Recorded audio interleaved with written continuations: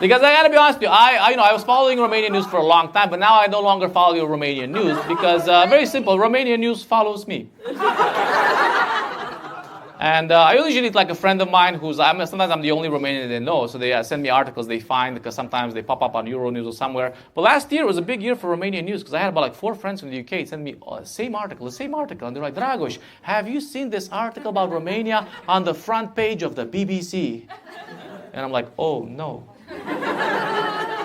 And they sent me over the article, and this was the title of the article. This was the title of the article. The title of the article was Romanian Priest Drowns Baby in Baptism. And all my friends from the UK, they're like, Dragoș, what the fuck is happening in Romania? And why are the priests drowning babies? So now, of course, I have to defend my country. I have to be like, hey man, this is culturally insensitive. This is my culture, okay? Don't judge our traditions, okay? Because in Romania, we are Christian Orthodox, okay? And it is a very important part of the Christian Orthodox faith that every child gets a baptism. And the baptism process is straightforward, nothing complex. You take a child by the leg. And you use a cheese grating motion to dip the child in holy water until the child's first word is Jesus, okay? The child doesn't say Jesus, you don't stop, okay? Mama, wrong! Papa, wrong! Christos, okay, we'll take that.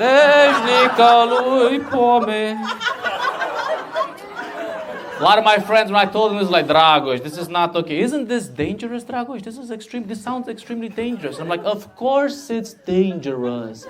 But this is the first thing you have to understand about Eastern Europe. Only the strong survive. Because if you can't survive the baptism, then how are you going to survive the medical system? How are you going to survive the educational system? You think you can handle metaphors if you can't even handle the baptism? But no, Dragoș, this is not okay. For the love of God. Hey man, you're using the word love in an incorrect manner, okay? Let me teach you something else. This is not how we use the word love in Eastern Europe. This is how, the correct way of using the word love is this. Dragoș, if you really loved me, you would take out the trash. See, the original purpose of the word love is for emotional blackmail, of course. This is why we have it. But no, Dragoș, you have to do something about this. This is very troubling. You have to look into the situation. And I was like, you know what? I am actually a bit suspicious of this news because there's a lot of fake news circulating around the internet, right? So I'm going to go and I'm going to read this article in the original language it was written in Romanian to find out if this was fake news or not. So I went and I read the original article in Romanian and I was shocked to find out that this was a little bit misreported. Because in the original article in Romanian, it was clearly stated that they did an autopsy on the baby. And the baby did not drown. This was fake news. The baby had a heart attack from the shock. So this is a completely different cause of death, okay? This is completely different. The title of the article should have been Romanian Priest Shocks Baby with the Holy Trinity. But had the baby drowned, what better way to drown than drowning in holy water? Isn't that a fast track to heaven? Everybody's so creative. Have you made your pies yet? If you don't know how to make sweet potato pie or pumpkin pie, don't worry about it. Make yourself a Coca-Cola pie and a Sprite pie. Yeah, you heard it right. You don't have to carry those cans around dripping juice all over your carpet. Just put it in a pie form and you'll make it real fun. Add loads and loads of sugar and loads of flour in there. You want to make sure the kids are running around like crazy so they can sleep good at night. Make sure you put a lot of flour in there because you want it to turn solidified. Put yourself some vanilla extract in there just to pop the flavors a little bit. Yeah, because it's going to look different. And you want it to be very inviting for everybody. Everyone's going to be awake at this party all night long. I promise you that. Put your butter in there too. Grate your butter in the Sprite pie, but make sure you cut butter pieces up and put it in your Coca-Cola pie. There's no reason why. Just doing it for fun. Get your kids to help. They'll swear they're making something. This is going to be something fun for everyone. I guarantee you, make sure you record their faces as they're tasting this delicious pie, because you want to see what they all think. I'd love to see their faces. All right, now make sure you cover it with foil because you don't want to burn that pie crust that you worked hard taking out of that freezer.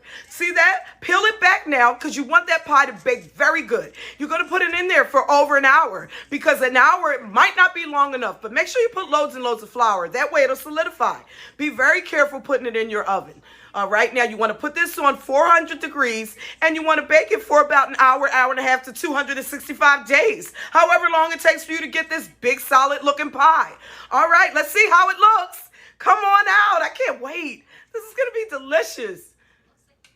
I bet you'll never drink it out of a can after this. Oh, see how different that looks? See how it still look loose? That's how you want it. You want it to be very, very loose. And then you just let it sit for about an hour, hour and a half until it gets really solid. If you need to put it in the fridge, do that. All right, there you go. See how it looks when it cools down?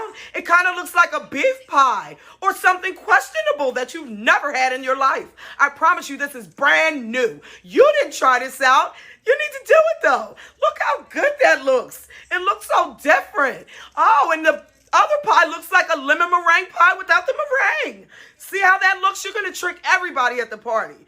You're going to be the talk of the show. I guarantee you this. Oh, cut into it. Look how that looks. Is it going to come out in a full slice? Yes, it did. That's really different. It sort of looks kind of like gravy, and it probably tastes really, really sweet. Try it out and let me know how it goes. Oh, look at that piece. A little bit more flour and you would have had a really, really solid pie. Add your more sweet stuff on top and some cinnamon. Take pictures before you let everyone eat that. And make sure you send it to all your friends. How's it taste? I bet you it's delicious. Oh,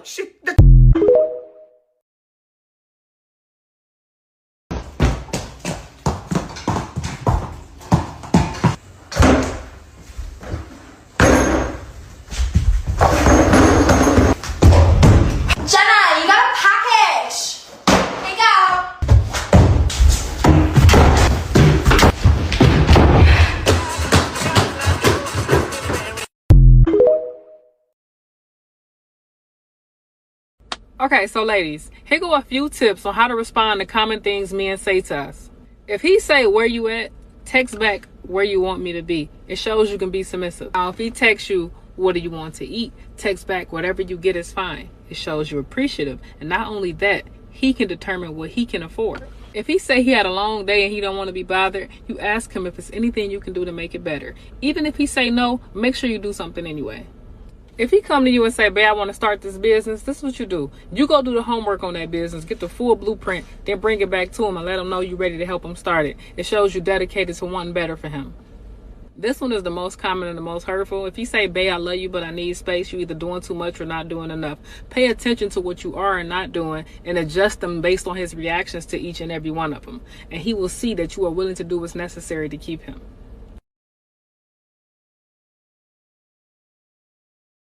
His hair, whack. His gear, whack. His jewelry, whack.